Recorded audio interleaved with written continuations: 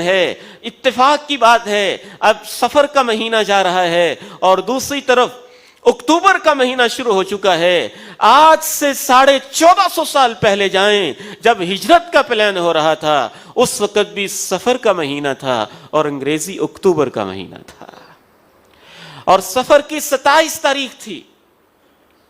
27 سفر کو، اسی مہینے کی 27 تاریخ کو رب العالمین نے بتایا کہ آج رات کفار کی یہ پلاننگ ہے۔ دوپہر کے وقت اللہ کے پیارے نبی علیہ السلام کبھی کسی کے گھر میں نہیں گئے تھے۔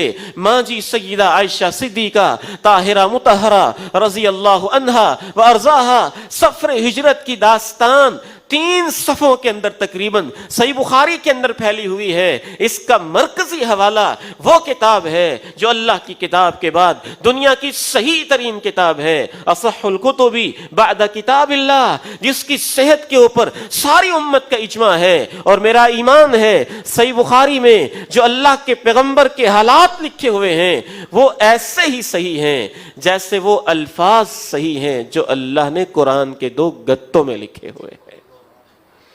اصح الکتب بعد کتاب اللہ، سیدہ عائشہ صدیقہ طاہرہ مطہرہ رضی اللہ عنہا و ارضاہا جو صحیح بخاری کے ناقل ہیں وہی قرآن مجید کے ناقل ہیں۔ جن راویوں سے قرآن پہنچا ہے انہی راویوں سے صحیح بخاری پہنچی ہے۔ جن کا ایمان صحیح بخاری سے اٹھ جاتا ہے ان کا ایمان قرآن سے بھی اٹھ جاتا ہے۔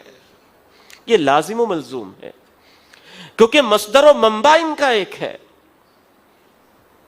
سیدہ عائشہ صدیقہ رضی اللہ تعالی عنہا و ارضاہا فرماتی ہیں ویسے تو ہر صبح و شام اللہ کے پیارے نبی علیہ السلام تشریف لایا کرتے تھے، لیکن دوپہر کے وقت آپ کبھی نہیں آئے تھے۔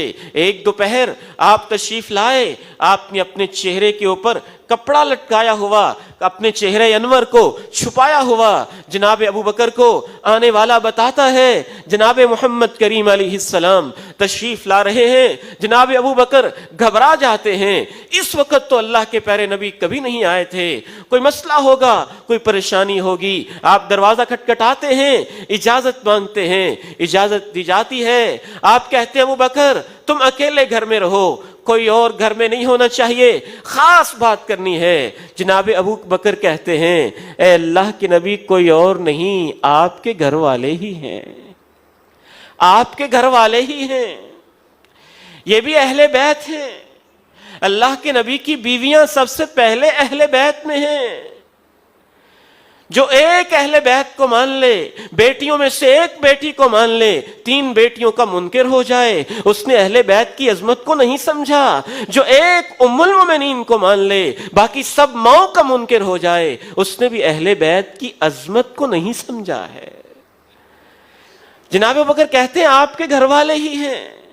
آپ تشریف لاتے ہیں، آپ کہتے ہیں ابو بکر مجھے ہجرت کی اجازت مل گئی ہے اور آج رات ہم نکلیں گے۔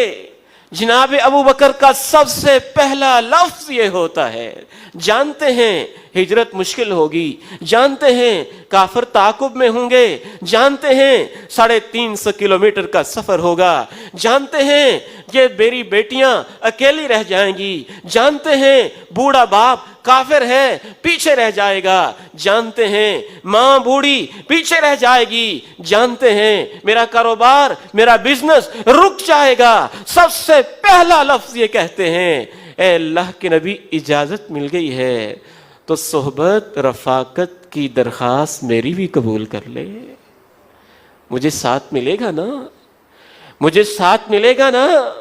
کہا ابو بکر تو میرا ساتھی ہوگا۔ ماں جی عائشہ صدیقہ رضی اللہ تعالی عنہ کہتی ہیں میں نے کبھی نہیں سوچا تھا کہ خوشی کے آنسو بھی ہوتے ہیں۔ جب اللہ کے پیغمبر نے کہا ابو بکر تو میرا ساتھی ہوگا، ابو بکر کی آنکھوں سے خوشی کے آنسو بہنے لگ جاتے ہیں۔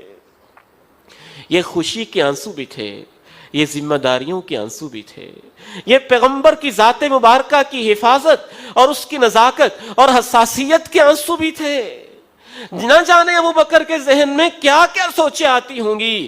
دیکھیں پیغمبر اسلام ہیں, اکیلی جان, میں ساتھ ہوں گا, حفاظت نہ کر سکا تو میرا کیا بنے گا, کوتاہی ہوگی خدمت میں تو پھر کیا بنے گا, حملہ ہو گیا میں اپنی جان آپ کی خاطر قربان نہ کر سکا تو پھر کیا ہوگا. نہ جانے کیا کیا خیالات جناب صدیق کے دل میں آئے ہوں گے, غم کے آنسو, خوشی کے آنسو, ذمہ داری کے احساس کے آنسو, مکہ کو چھوڑنے کے آنسو, بیٹیوں کے آنسو, نہ جانے کتنے آنسو جمع ہو کے. لیکن ہماری ماں جی کہتی ہیں میں سمجھتی تھی خوشی کے آنسو نہیں ہوتے. پہلے دن میں نے اپنے ابو کو اجازت ملنے کے بعد روتے دیکھا, مجھے پتا چلا کہ کچھ ایسا رونا بھی ہوتا ہے جو خوشی کی وجہ سے آ جاتا ہے.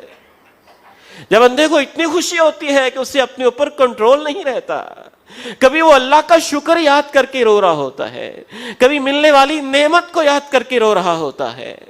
جناب صدیق رضی اللہ تعالیٰ عنہ فوراً کہتے ہیں اے اللہ کے پیارے نبی, یہ میں نے سواریاں سنبھال کے رکھی ہیں, 4 مہینے سے میں ان کو خصوصی چارہ کھلا رہا ہوں. اللہ کے پیارے نبی کہتے ہیں سواری بھی ابو بکر تیری ہوگی, لیکن تیرا نبی فریب نہیں, میں اس کی قیمت ادا کروں گا.